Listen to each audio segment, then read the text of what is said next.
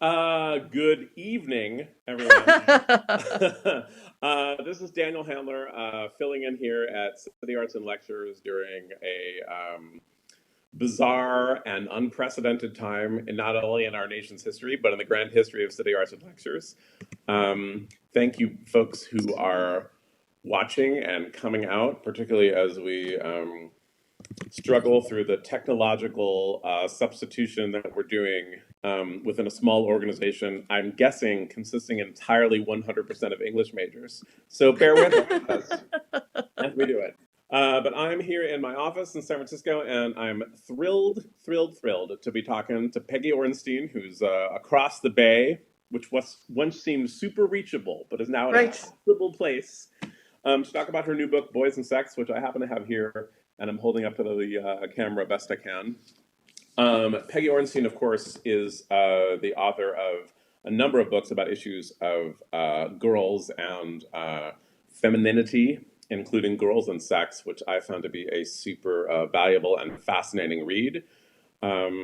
She and I have conversed at City Arts and Lectures before, where supposedly the topic was my novel, All the Dirty Parts, which is about boys and sex. So I'm not an entirely startling choice for an interviewer, but I'm super happy to be here. Please welcome Peggy Orenstein. Hold for applause. Yay!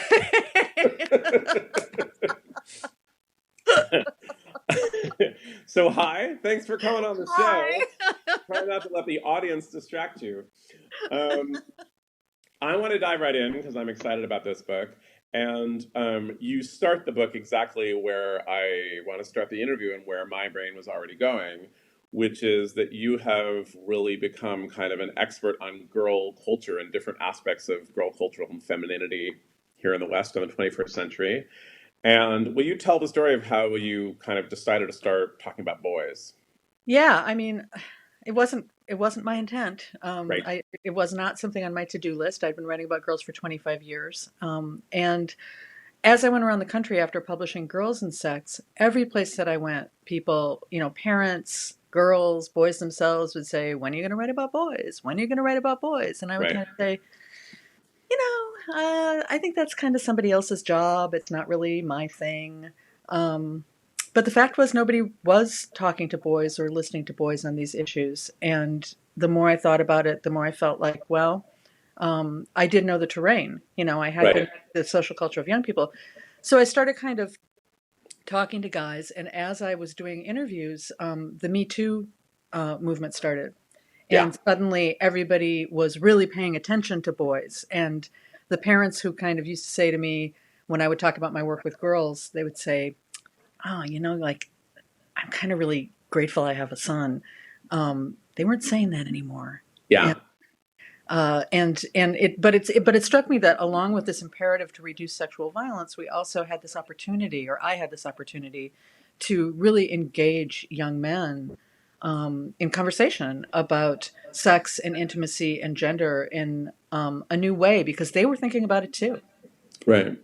And I want to get to the million gazillion topics that you talk about in the book, but I'm also really curious about your methodology, because as with Girls and Sex, you are talking to a relatively small group of people, which sometimes got you criticism. But I always thought the thing is that you went deep. It was not a broad survey of all the females that you could handle, and this similarly is not kind of all. You're not talking to all the boys in the world, but and so did you find as you interviewed young men that there were some that seemed kind of emblematic for you, or did the kind of structure of the book and the categories of the book come from all the interviews that you were doing?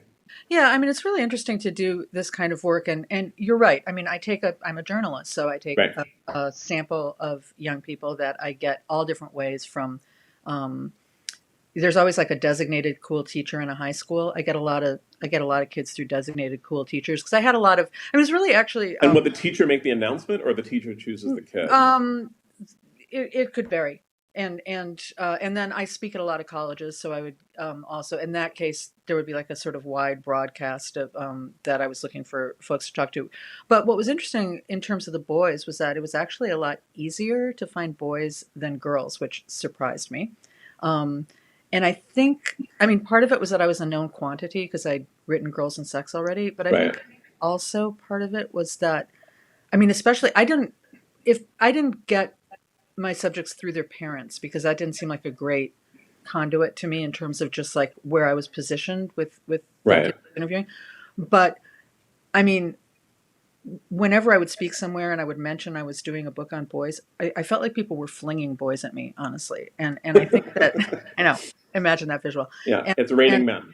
it's raining men. And and I think it was partly because they were sort of hoping that in addition to interviewing, I might like inform or educate their boys. So Right. people were, they were like, what is going on in my son's head? Please find out what's going on in my son's head.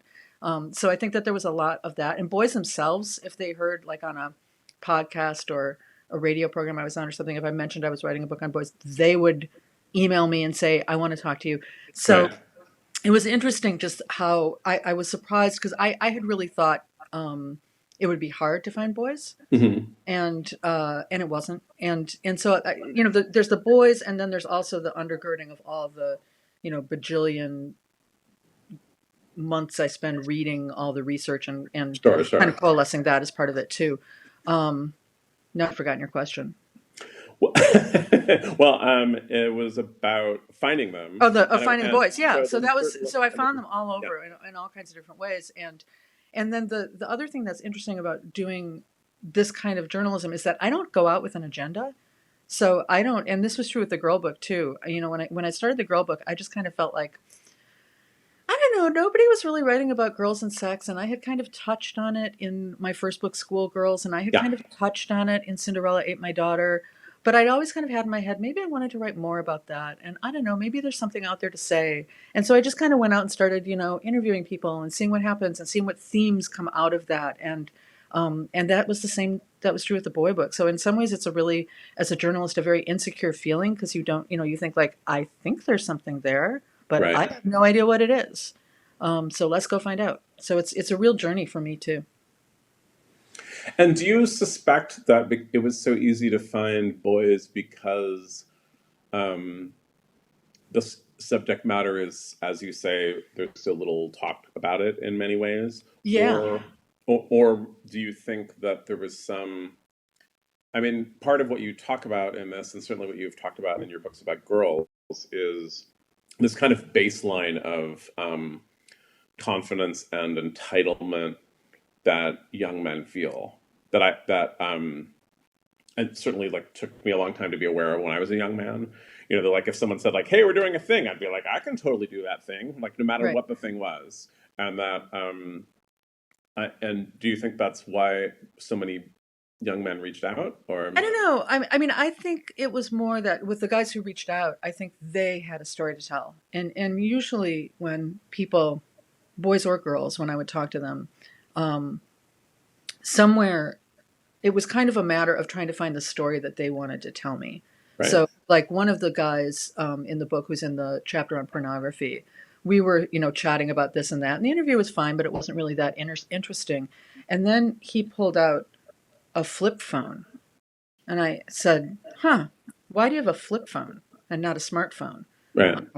And he said, what? He told me this thing about, well, you know, I want to be more present, and a friend of mine did it, and it was really interesting, and then he said, and also it keeps me from looking at porn, and I kind of went, wait, what? And that opened a whole discussion of Right. him and his, and I know we'll get to that later, but sometimes it was like a little thing that you would see or talk about that would suddenly reveal the story that they wanted to tell, and I meant to say earlier, and I didn't, that I think that the biggest surprise of all of this really. The other thing that I was really worried about that really scared me was that I thought boys wouldn't talk. And I thought I would have like whole transcripts that consisted of, nope, Grunting. Yeah. That sort of thing. Yeah.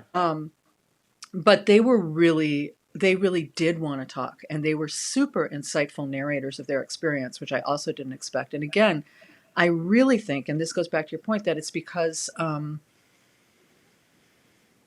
nobody ever asks them. Yeah. Nobody ever talks to them. Nobody ever asks them. Nobody wants to know what they have to say, or nobody thinks that they can say what they want to say. And I gave them the opportunity, and they really, most of them, not all of them, obviously, but most of the guys that I interviewed really went for it. Yeah, it's a that was certainly a very similar experience to when I was working on my novel, and the novel was going out into the world. That there was that there was kind of this sense that it's a thing. Oh, that's been talked about so much. Like we're in a. It feels like we're in a moment where when we're talking about sex and sexuality and sexual violence and sexual pressure and all kinds of things that we want to change in society, that it is also not time to hear from men as to how that goes, and that's just to me an interesting dynamic that I present. I try to present anyway without judgment. Yeah, but Yeah, we also need to know what's going on in order to, yeah, raise boys the way that we want to. And I know that you have a son that, I we do. need to be able to hear from them and know what they have to say and know what we need to address with them. I mean, that's the key. And so I really wanted to bring their voices back so that we could hear about how they were thinking about and struggling about, and do it in a way that was, yeah, I mean, there's a critique, but I think it's a compassionate critique. For sure. Well, you mentioned it, and I feel like it is so much bigger even than an elephant in a room. But so I would love to talk about pornography, because I feel certainly when we're talking about the sexual moment we're in, and when we're comparing it to sexual culture that came a generation before us and a generation before that, that seems to me like just the absolute biggest difference. Yeah, Um, it's huge. Although, mainstream media is more sexualized as well. And the bigger, contradiction is that we raise our kids in this media that is incredibly sexualized and commodified, that, just presents them with female objectification and male sexual entitlement over and over and over. And we never have any positive conversation right. about, what sex ought to be. So there's this, like, we fear that we're going to sort of compromise their innocence, and yet we toss them into this culture that does nothing but that. Yeah. And so with the porn, it was just really clear that, and what's changed, obviously, we know the internet, we know the smartphone, but it was really in 2007 that Pornhub dropped the paywall. And that was when pornography really became free, accessible, and anybody could look at it at any time, including your Right. kid. And while we can argue about whether there's feminist porn or queer porn or ethical porn or any of that kind of stuff, that's all behind the paywall. That's not what kids are accessing. The stuff that they're accessing is just this kind of repeated message of sex as something men do to women, as female sexual performance as a female sexual pleasure, excuse me, as a performance for men. And it has become by default kids' sex educator.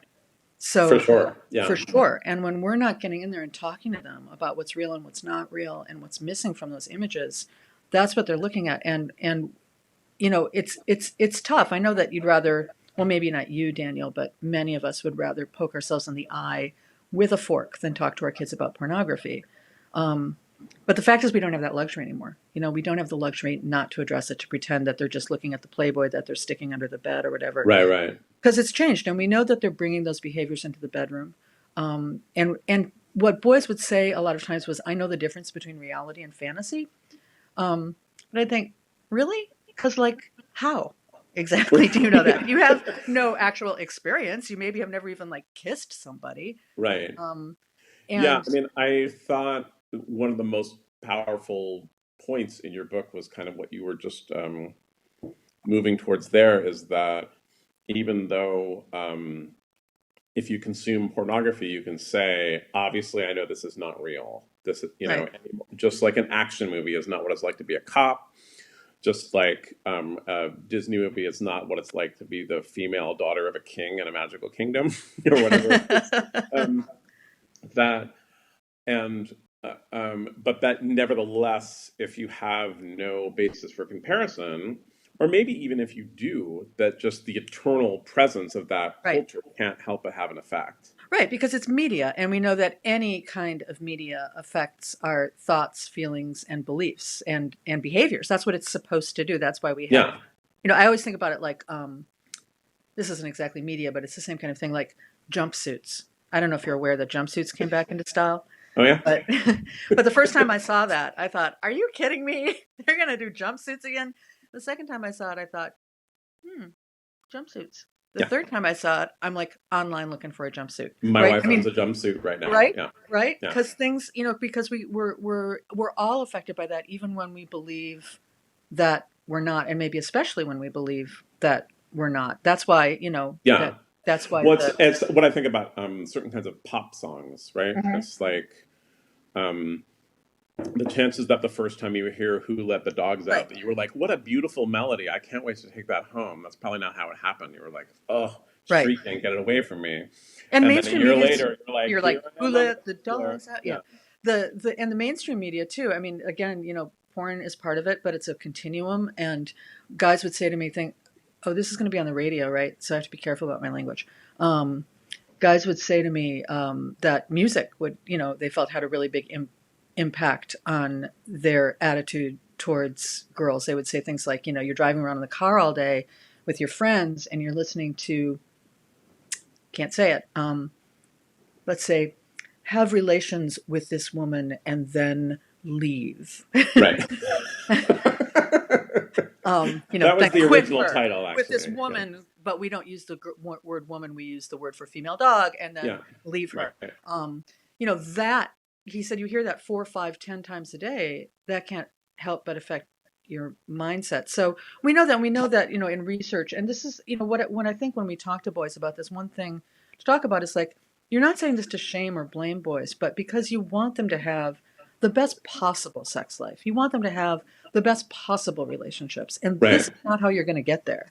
And we No. know that guys, that college guys who watch porn regularly report less satisfaction in their partnered experience. Yeah. And less satisfaction with their partner's bodies, less satisfaction with their own performance, and also that they're more likely to believe that the images that they see online in pornography are real and more likely to want to act them out in the bedroom. So that kind of reality fantasy thing is a really important thing to kind of puncture with anybody, with girls too. Yeah. And it seems to me like the primary difference because porn seems more acceptable to talk out loud. I think that to speak out loud about and to Yeah, acknowledge, and it is not the kind of dark corner of your mind or of your behavior that a generation ago people did when they were young. And so I'm thinking that way. I was like, oh, that's a thing that like I do every so often. I'm not proud of it, and I'm like kind of ashamed of it. And maybe it has even complicated issues for me. So therefore, I'm able to kind of put it over here. And meanwhile, here's my life, which has no sexually explicit images in it, or very little of that kind of talk or that kind of behavior. Um, and I mean, and a lot of it for me, you talk about this in your book too, that kind of hand in hand with um, a discourse of sexual liberation that I think we all decent people believe in, right? And that I'm always proud to be a denizen of the Bay Area, where so many people who felt like their orientation and their attraction and their gender and all sorts of things were able to find a sanctuary here. And I would never want to turn back the clock on any of that. right. It does seem to have a side effect of that more and more sexual behavior on a wider spectrum is being talked about and being shown, and it is being talked about and shown with the lack of depth that we've come to expect everything being talked about and shown once it gets into the mainstream media, Right. right? And yes, and also without that counter narrative of Yeah, of what does it mean to have a positive, pleasurable, mutual, respectful, humanizing sexual experience for young people. We're not kind of countering with that. We're not giving them the kind of level of really media literacy. And I think that is one place that we have done better with girls because we've recognized sooner that the media images that girls consume are harmful to them, that right. they're harmful to body image. They can create situations of eating disorders. They're harmful for, they are, contribute to depression, all these different things. So there's been a lot more effort publicly and in terms of family life to create these sort of, to give girls tools so Yeah, that then when they go out to look at media, it's not perfect, but they've got something. And we don't say anything to boys, and they are cooking in the same stew. And you could argue that the temperature is even turned up higher for them. And so I know, like, I think I comment in the book that when my daughter was little, I remember reading somewhere and talking about this joke that, we would watch whatever, the princess movie or anything, and say, I'd say, honey, look, her eyes are bigger than her wrist. Right. Are your eyes bigger than your wrist? Is your head bigger than your waist? Because Right. where do you think her uterus is? Maybe it's in her purse. I don't know. And I think that was, the beginning of a scaffolding, because that's dysmorphic, and that's the beginning of scaffolding into creating a sense of media literacy for your child. And I don't know Yeah. that I would have done that if I had a boy. I really don't. Like, either about the girl or about the images that he was seeing of him. So I think that we have to sort of get in there earlier, not just being alarmist about porn, but also talking about mainstream media and getting that voice in their head of being able to look at it with critique, and also creating porn awareness, and also talking a lot more about, positive sexual interactions. And just if I can go one more beat on this, Yeah. another thing I think a lot about porn is that I would ask boys sort of how they used it, like, precisely, like pulling up, 8 clips from the different sites, toggling back and forth between it, with a death grip on their penis, and like that was what they were doing. Right. So talking about other, thinking about other ways that you might be able to enjoy yourself, and also thinking about the difference between what's super arousing, because there's a mechanism in our brains that makes something that is objectionable, like taboo and sexual, even more arousing than something that's just maybe sexual and more wanted. So talking about the difference between what's really, like super arousing, and what's actually wanted and pleasurable and desirable is another way Right. to talk about. And there's so many directions to go from I there. know, But but that's a lot on porn. We kind of get yeah. stuck on porn because everybody's interested in it. But yeah, Yeah. Well, I part of what you talked about in terms of kind of a discourse of liberation that is positive, that is run through. I was really fascinated by your conversation with the trans man. mm-hmm. And I hadn't really kind of done the math that so much pornography and kind of sexual presentation of trans people is so fetishized, and to step into your own life and feel that your only media portrayal is like as a sexual fetish, I think must be Yeah. profoundly alienating and damaging. I can't. Yeah, I mean, there was a lot that was interesting about those guys. And one boy kept saying to me, I was, and I didn't think about this till later, but he would talk about masculinity as something, like, he does always say, and he says it in the book. He says, well, that's not my masculinity. I know that's not my masculinity. And then we talk about somebody else. He goes, yeah, that's my masculinity. Like, he was choosing from a buffet, which I Right. thought was sort of a really cool way. He was constructing in a Yeah. really active way.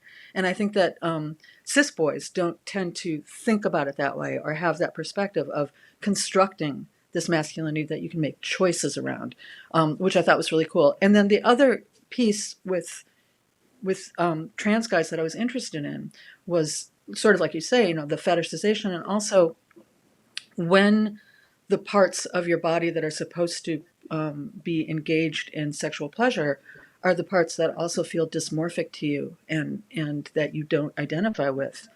How do you create a positive sexual experience for yourself? And Right. that was something that I didn't see talked about anywhere for young trans guys or trans girls. So that was a really important piece to include. Yeah. Well, I mean, I think so much of the conversation that we're having about young people who are trans or fluid or otherwise kind of non-binary in gender is a very well-intentioned attempt to not have that conversation be really sexualized, right? Yeah, As it was with queer people for so long, right. but it's like, that's not, if you're a queer man, the, two activities that we saw in queer porn in 1974 are not like the centerpiece of your life, probably. And Right. so you want to not have a conversation with trans people, that's like, you're trans, so it must be this like hyper sexualized image Right, that I saw once. But I think the downside is that there doesn't seem to be very much discourse at all about right, kind of being alive and sexual in your body, which may be a new body too. right. And also, I mean, this is skipping like a million topics ahead, but queer boys were really interesting that way too, because it became really clear to me that we do that's exactly the kind of line that we now have much more acceptance. Of course, it's a new day of Right. queer boys in a social way, or queer girls too, but queer, talking about boys, queer boys, you can have like the gay best friend, you can have the theater guy, you can run for president, whatever. Right. But we're still not integrating ideas about actual sexual behavior into our discussions with our queer sons or with kids in general, so that it's normalized and they're not stigmatized and marginalized by that sort of, veil of silence we drop. And that was having really profound effects on them. They were, what was happening was that guys were telling me that when they were, and this is a social media thing, that in a new era at 15, 16, they were lying about their ages and going on Grindr and going and finding, much older guys to Yeah. have anonymous sex with. And I think that most of us would not want that for our gay boys, and would want to, think harder about how to have conversations about sex, and also how to provide context for them that are age appropriate, where they can have the same kinds of experiences that their straight friends Yeah, have. although I mean, I feel obliged to push back a little bit on that because the sexual history of so many gay men in my own community and gay men that I know, they're often really grateful for the kind of tutoring that they got, not exclusively sexual, but not non-sexual either, um, from men they were with when they were young, because that was kind of the only outlet and the only thing for Right. them. And It's like I if you and I get can't that. And I've possibly had this go to the prom. conversation with I've had this conversation with Dan Savage, and I've had it with other gay men, and I hear a lot of different sides to that. I hear a lot of guys who feel that was damaging to them, Sure. and I hear guys who feel that was their only outlet. And I guess my point is, it shouldn't be the only outlet. Like Absolutely. if we could provide gay boy, I mean, maybe if that was the only outlet for heterosexuals, that's what heterosexuals would be doing too. That wouldn't make it, great for them. But No. if we could create situations for our queer kids where they have more social interaction with one another and have the opportunity to have age appropriate social interactions, Yeah. then that would not be the culture anymore. I mean, I think perhaps that culture partly comes out of a culture of marginalization and stigmatization. But for sure. Yeah. I mean, it comes from a culture, I think, of kind of underground behavior. Yeah. So if that Has. behavior is no longer underground and we can find other ways to engage, then maybe our kids can have better experiences that way. Well, I would certainly hope so. Um, I mean, when the interviews with your queer men, I think there was also what seems like well, I'm curious to see if you see this as a holdover or kind of what you see it as, but certainly like the number of partners and the amount of activity remained as high as I feel like that was a differential as we saw in kind of my generation, Yeah. right? That like a Yeah. relatively kind of calm, not particularly sexually active gay man in the West has likely had way more partners than anyone who would say that who is straight. Yeah. Yeah. Um, That was still true. And where do there's, you think that, and where do you think that fits in? I don't know. I mean, again, I think that there's a sort of lack of conversation all around, and parents, need to be talking, and schools and stuff need to be talking to our kids about the decisions they make sexually. It's not my job to tell you the context that you have sex in or the number of partners that you have Right, sex right, with. right. There's certainly rampant issues around sexually transmitted diseases Yeah. in that community. I would say, so I don't know, but I would say the other piece, the other thing that was really salient to me, though, and maybe in part is out of that, I don't know, but was the way that gay guys talked about consent in a Right. really different way than straight boys, and that they were actually kind of models in how to navigate and negotiate the parameters of an experience. I think, maybe, that's part of the culture, but maybe it's also because who is going to be doing what with whom and how, not necessarily obvious. Yeah, I mean, it's Not something that necessarily obvious. Dan Savage codified, right, as Yeah, what he are you calls it the into? 4 magic words. Right. Right. What are you I always into? think it's three. I don't mean to criticize Dan Savage because I always think it's really what What are you are into? you into? Right, but the first one's a contraction, I think. But Okay, anyway, whatever. I didn't write it as a it's more contraction in the like book. I what are wrote you it as 4. But I love that because it's really yeah, open ended. And so often in a heterosexual context, when we talk about consent, it's framed as usually a boy asking a girl a set of pre prescribed questions to which she says yes or no. yeah. And this is a really different way to talk about it, which I love. And I also thought a lot after I wrote the book about that. I continue to think about that, and that Dan is obviously gay and obviously has sex with men. Um, if a heterosexual young man were to ask a heterosexual young woman, "What are you into?" she might very well respond, "I have no earthly idea," Right. because that's what all of Girls and Sex was about. So I guess when I think about this in Well, a kind and of also I larger think frame, it comes from number of partners, right?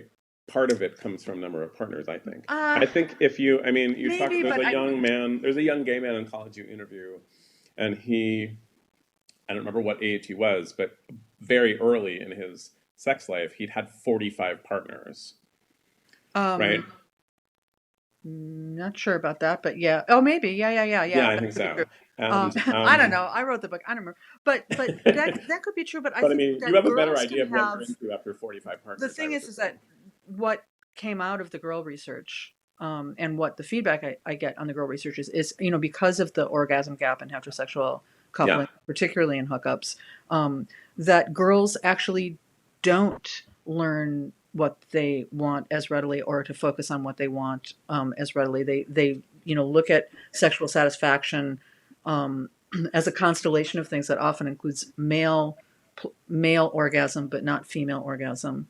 right. Um, Female, you get other things out of it, but not necessarily that. So anyway, the point is that I think, to me, the larger framework I think of when I step back is that I want everybody, all kids, straight, gay, trans, everybody, to be able to ask and answer what are you into in an open-hearted fashion. I would agree, but I mean, if we could unpack a little bit, not knowing the answer to that question, I think it seems to me that if you are inexperienced in kind of flesh and blood sexual encounters, right, that um, you don't know what you're into, and that I would certainly agree that boys and girls get certainly way different training on that, but I think that. I mean, you might like to watch something, or you might like to think about something, or you might like to fantasize Right. about something happening to you that like you do not want Right. when I it guess what I gets right down to mean it. is like, yes, and there's a really big difference between saying yes to something and then actually liking it, as it turns out, or all kinds of things. But Yeah, but being able to at least create your experience, have a discussion about what your experience is going to look like, and you might then decide, oh, didn't like that after all. But if you're always silenced in your ability to say what you might be into, for sure. you do not find out. Yeah, yeah. No, but I had a friend who was writing a book on kind of sexual subcultures, and she went to some. I mean, you really don't call them orgies anymore, but what I think of as an orgy. And I just remember that I said, like, so how are they? And we were sitting in a bar, and she said, like, look around the room. And now, because like the idea of an orgy of like everyone's like having a great time is one thing, but like look specifically around this room. Pretend you're at this party. Like now, what kind of time are you having? Yeah. So anyway, I so I have no don't go. response to that. Okay. I'm talking about teenagers, so I don't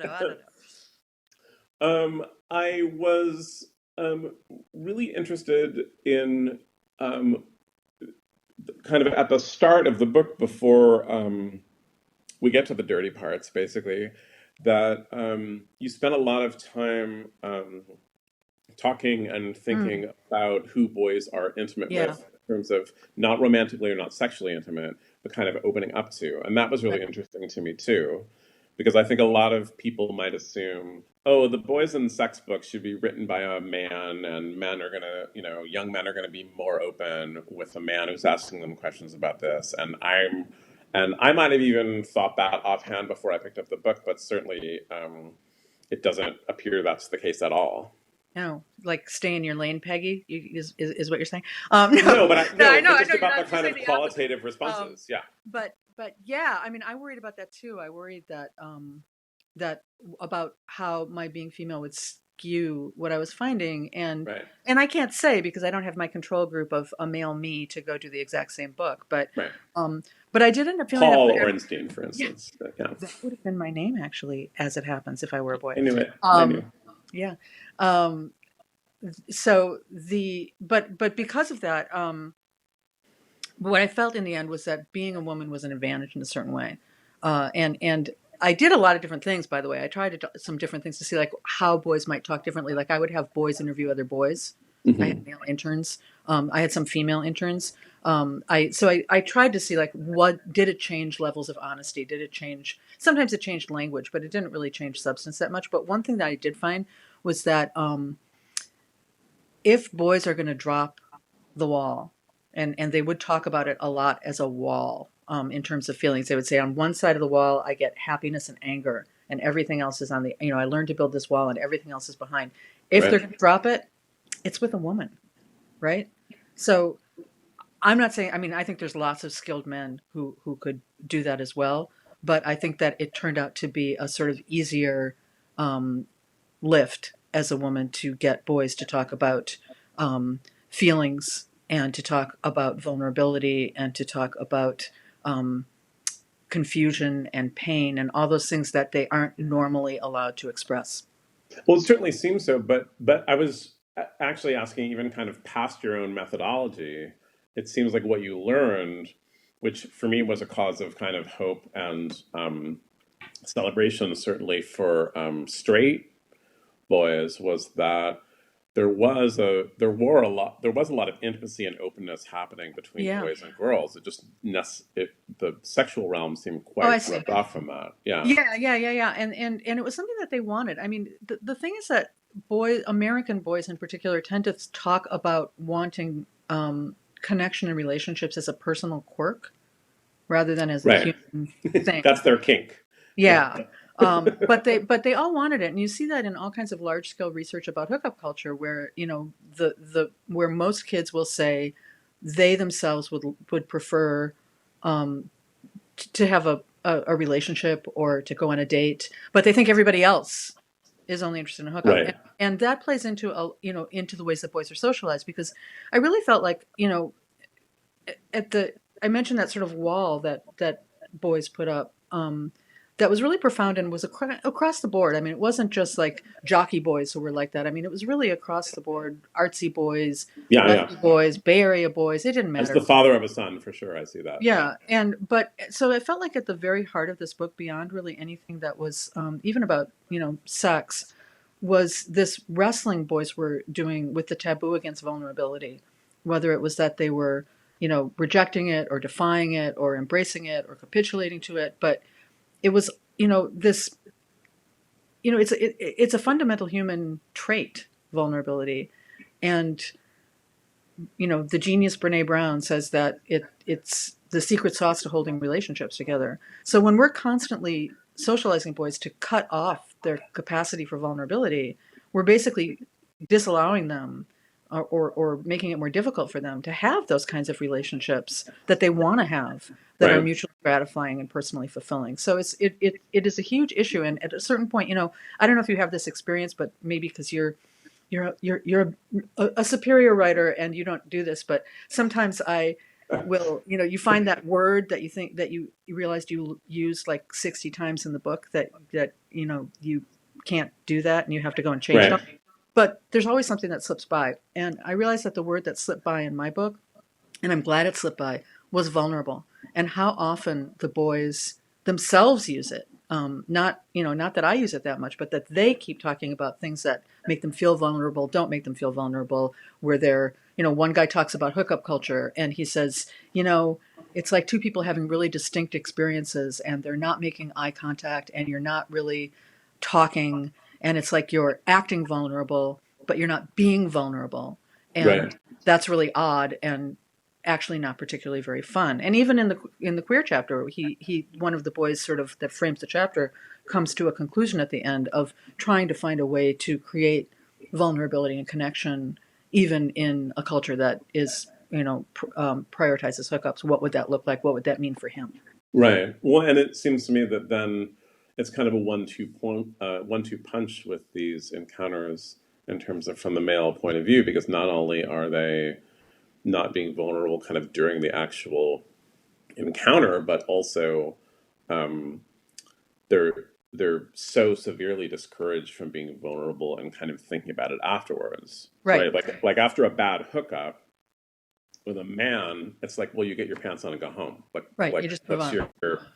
what's your damage, And Right. that I mean, I see that with young men I know, and I see it with even men my own age, that being able to talk about a really painful divorce Yeah. or another kind of marital experience that definitely the narrative for men is like, well, that happened and now I'm here, Yeah. and it's not an ongoing scarring thing. And in fact, if you admit that it is, it's like the thing you wish you should be able to get over, but you don't.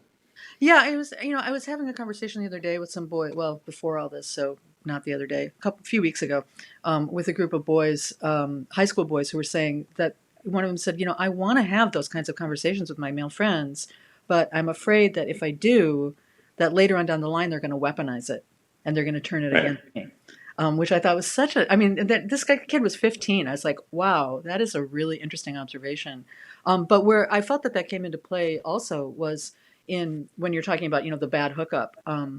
Boys' experience of unwanted sex was something that took me a while to hear and pay attention to, Yeah. because I also would say like, well, you're a guy, but that idea that you always should be wanting to, always should be ready, it's always good. That was something that the boys actually challenged, and I ended up writing a chapter about guys' experience with unwanted sex and how they handled that. And for some of them, they did just brush it off or put on their pants and go home. But I Right. was surprised by how many felt really, really hurt by things that had happened to them, especially if they had been blacked out. And I Yeah. mean, that's something, I love the show Sex Education. I think it's brilliant. And I'm sorry, this is a spoiler. If you guys can fast forward, go ahead. But when Otis finally has intercourse for the first time in season 2, he's blacked out. And the next morning, nobody says, "Hey, Otis, how did you feel about the fact that wasn't consensual? Was that Right. okay with you?" Like nobody says that. Yeah. And that was kind of a big miss in the show, I thought. But Well, it's independent of the orgasm gap, right? right, That which it's not to both things can be true at once, right? That women are being denied their own sexual pleasure and being discouraged from thinking of it as even part of the experience. It seems essential, but it also does not mean that, like, if you had an orgasm, it means you definitely had a good time. no, and it doesn't even Which I mean that think it was is, consensual. yeah, Orgasm is for not sure, does not mean consent, and not a sign of consent. Yeah. no. And so the guys that would talk about some of this who felt sort of more ill-used or hurt, they didn't really have any place to talk about that. And there was just actually there's a great book, Sexual Citizens, that talks about how to reduce assault on college campuses, and it's based on a multi-million-dollar study that was done at Columbia University. And they found that while, as you would expect, 1 in 4 girls had experienced something that met the definition of sexual assault, so had 1 in 8 boys. And Right. while there was a significant, it was much more likely to be groping or unwanted touching than unwanted intercourse, but some of it was unwanted being made to penetrate or attempt Right. to penetrate. And most of the time they were drunk. And most of the time it was girls who were doing who were committing the misconduct. So it was kind of an interesting shift in my head to think about that. We don't tend to talk about girls, the need that, girls need to ask to be aware of consent issues as well. It's not just something that guys need to be aware of. Yeah. I mean, in terms of parenting and advising or just kind of thinking about the world of young people and wanting for it to be better, I always think there's this kind of complication around vulnerability, encouraging vulnerability and wanting to pursue that, but also around grit Yeah. and survival, and that I don't know. I mean, and I think that in this book, when you read about so many terrible encounters that boys had, terrible for the boys, in addition to, I mean, just about always terrible for everyone, but certainly terrible for the boys, that you want a vulnerability that would prevent such encounters, but you also want a grit that many of them actually seem to be displaying, and Yeah. to try to take that away seems painful. Yeah, And I think I yeah, don't know that we need to take that away in order to have people be more conscious of what a mutually consensual experience is, sure, and I think that if we're giving young people more real information about what, not just anatomy, not just reproduction, right, but about what sex, what relationships are, what gender dynamics are. That we can mitigate some of that. And I even think about, there's a conversation in the hookup chapter in the book, where there's two guys. I'm interviewing a boy via Skype, and again, I want to be mindful of my language here. Let's say there's another word for what he called himself. A radio friendly word is a soft boy, which is a guy right, who kind of talks the talk, walks the walk, but in fact is still manipulating girls and manipulating partners and manipulating situations. And he was realizing that was who he was, and he was, sort of making a change. And so we were talking about this via Skype. And another guy that I was interviewing, who was a senior in high school, off visiting the colleges he'd been accepted at, he texted me, and he said he was somebody who really valued connection and really valued relationships. And right. he texted me and said, WTF with hookup culture down here. It's like an orgy. Hey, he said orgy. Mm. Do I just go to, I can say this on radio, do I just go to Bone Town and worry about it later? Or, I Right. know, in case you wondered how they spoke to me, do I go to Bone Town and worry about it later? Or do I, skip that part entirely and not make the connection with people? What do I do? And so I asked the guy that I was interviewing on Skype and said, what would you say to this boy?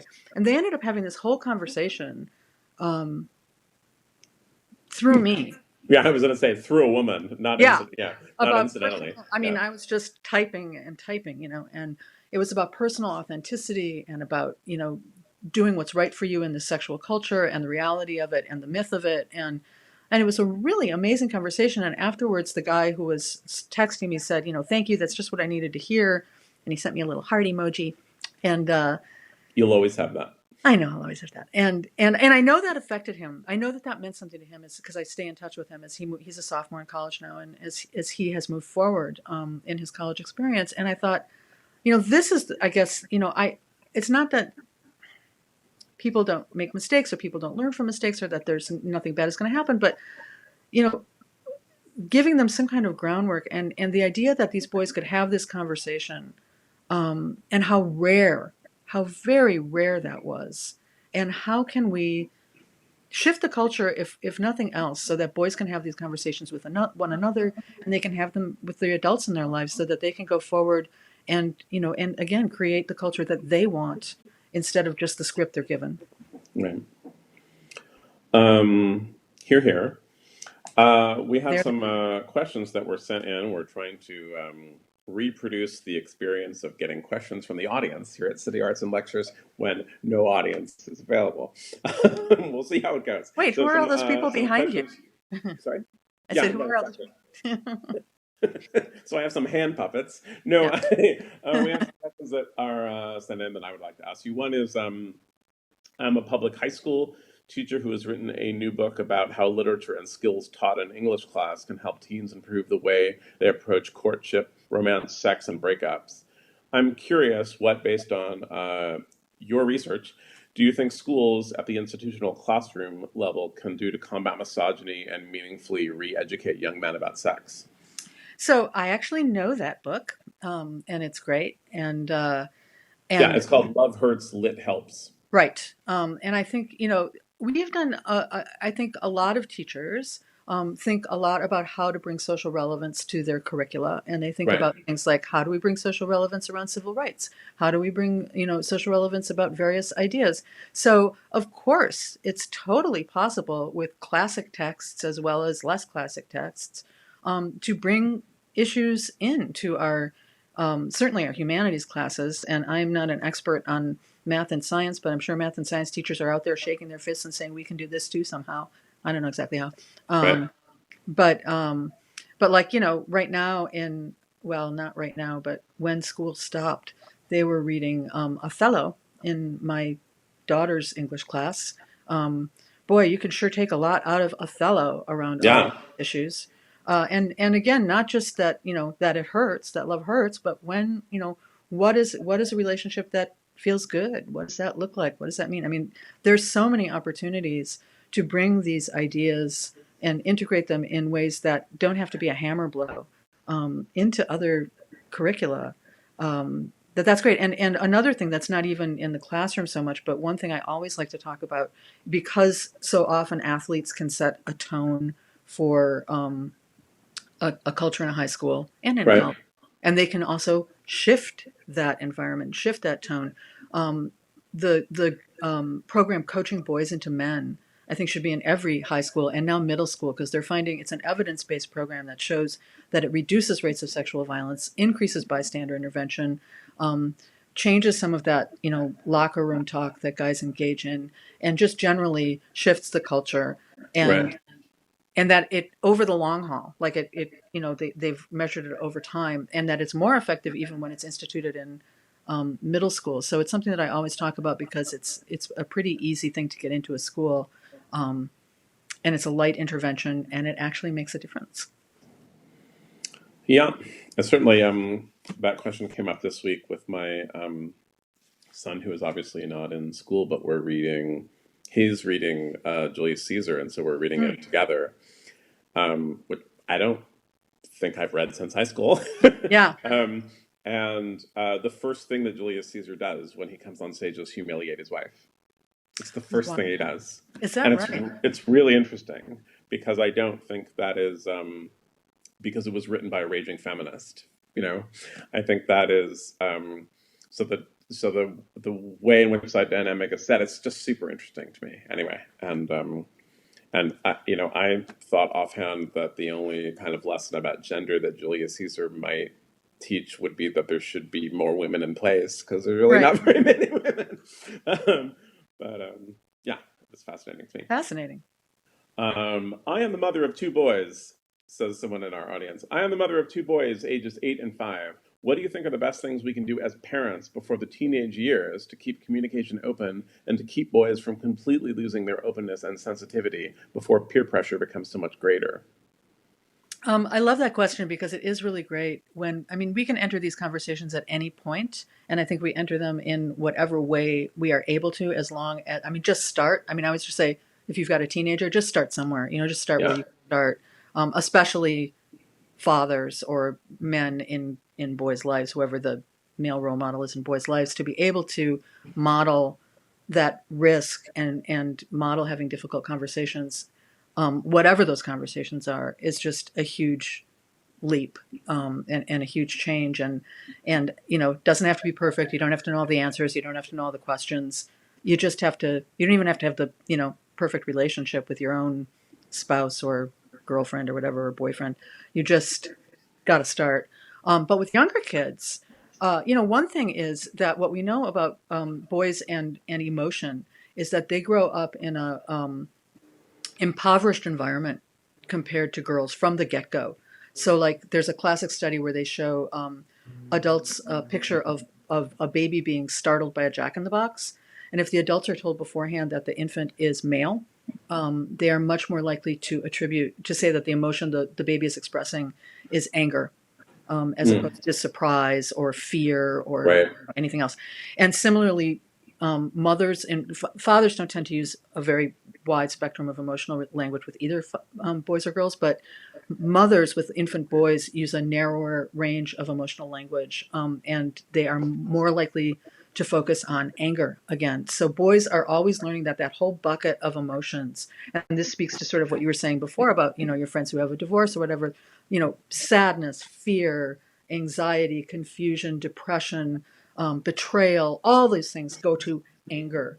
That's the only thing you've got. So I Right. think one big thing for boys is from the time they're really young, is to continue to name their emotions for them, to make sure that you expand their emotional repertoire. So saying things like, wow, it seems like you're sad, or that seems really frustrating, or just Yeah. like broadening their spectrum will help them stay connected to emotions. So I think that's one really big piece.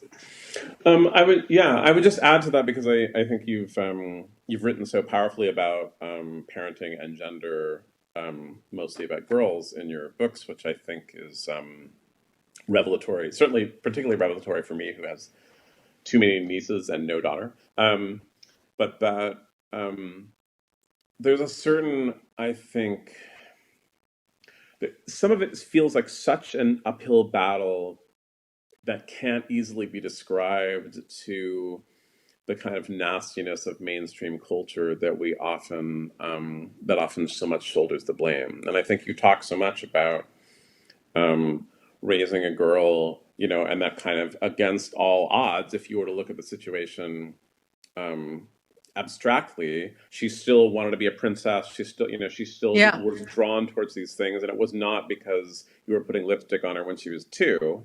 right. And then I think similarly with boys, I mean,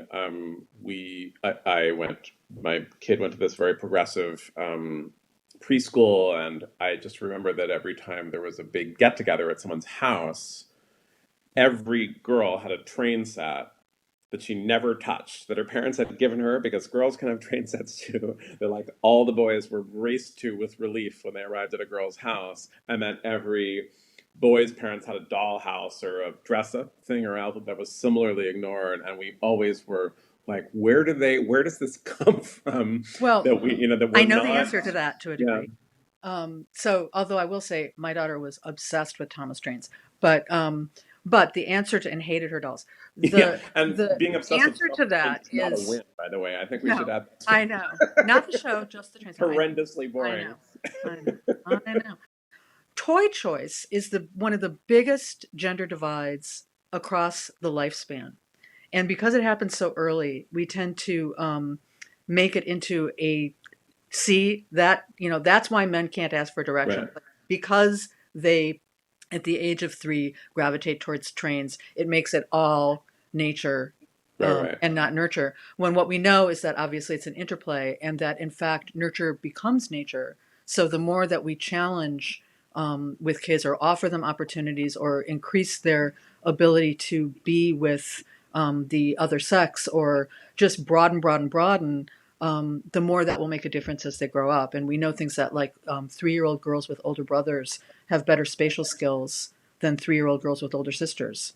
Right. That's not because girls are innately, have a deficit in spatial skills. It's because when they're exposed to that deficit, or maybe they do, but I don't know. But that deficit is mitigated, probably Right. because they're exposed to more boys' toys, because they're exposed to more, or so-called boys' toys, or the way that boys learn to play. So these things can be, are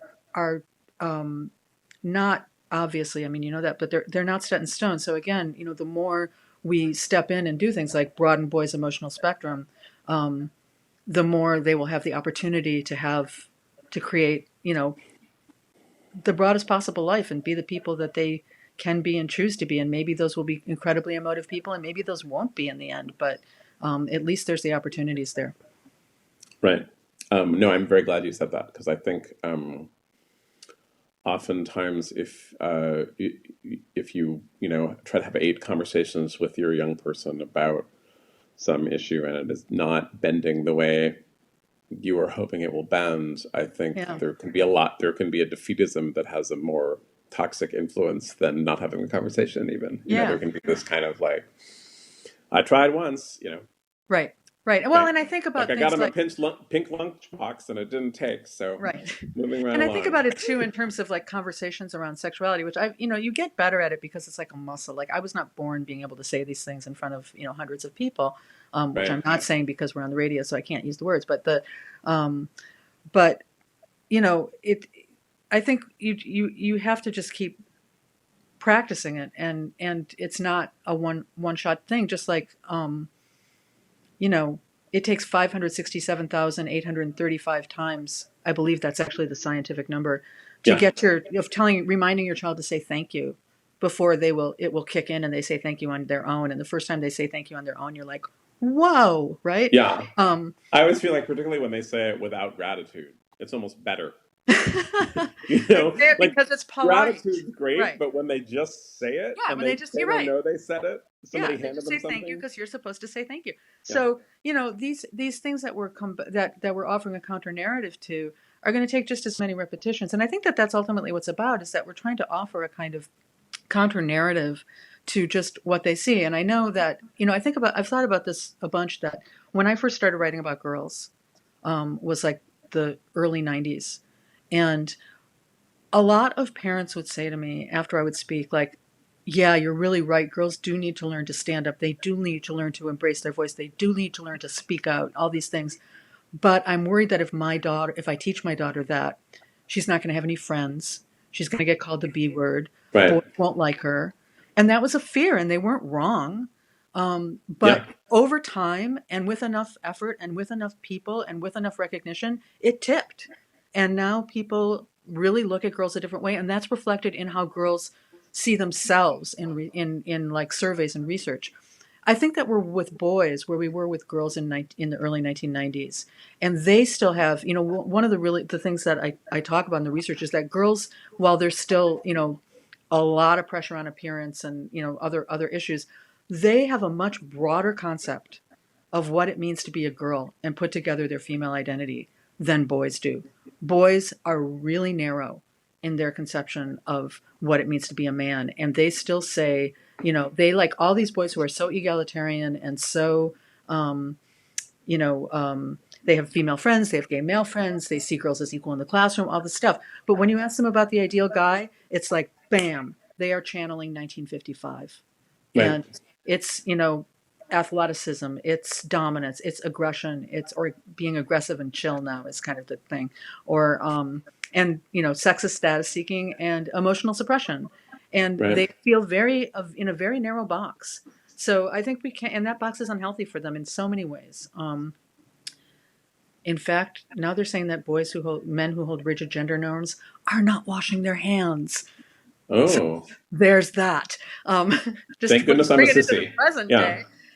But so it's a matter of developing that kind of counter narrative and counter thinking that we did with girls. And people would say, back then all the time, well, but girls really, but they're innately unable to do math, or if we make girls stand out, will they lose their femininity, or all Right. these Right. other things.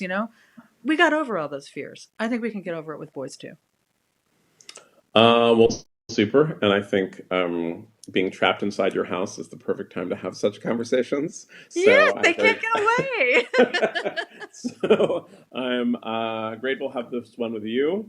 I'm grateful to City Arts and Lectures for making this recreation possible. Thanks everyone for tuning in, and thank you, Peggy. The book is Boys and Sex. You can order it, I know, from many a bookstore that will be grateful for plague business. Yes, And the I 11th know book. my local bookstore are offering all sorts of incentives to keep people shopping, and this book is a quick and wondrous read, and And we I'm have happy lots to of know time you. to read. Lots Yeah, of time to read. we have nothing but. Yep. Thank you so All much right, for doing this, Daniel. thank you. This was great. Okay. Bye. Bye. And now we're done. Now you can play the drums.